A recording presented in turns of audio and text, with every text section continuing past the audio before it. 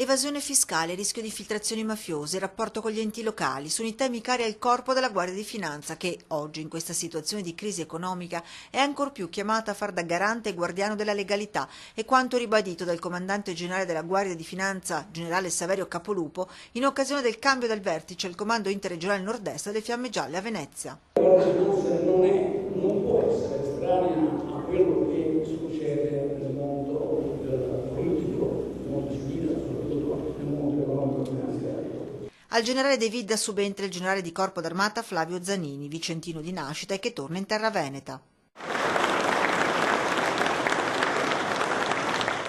Da parte sua il nuovo comandante ribadisce l'impegno su quello che è oggi il fronte più caldo, ovvero la lotta all'evasione, anche se ricorda serve un lavoro mirato. Contrastare quelle aree di evasione che sono pericolose, non colpire i soliti ignoti, ma cercare di individuare, di eliminare quelle zone grigie o nere di evasione. Finanzieri non sempre visti in maniera positiva dal contribuente, anche se combattere l'illecito è essere dalla parte dei cittadini, imprenditori, artigiani onesti. Siamo felici di avere una magistratura che ci aiuta, perché il nostro lavoro non è facile, soprattutto in un momento come questo dove c'è una crisi economica in atto, una crisi finanziaria in atto, e io mi auguro che la Guardia di Finanza non venga vista e concepita come una istituzione che collabora in negativo.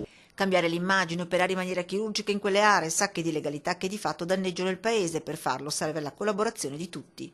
Le istituzioni, per ben funzionare nell'interesse del cittadino, devono collaborare, devono dialogare, devono trovare delle soluzioni, e in questo senso anche con le istituzioni locali e quindi con i sindaci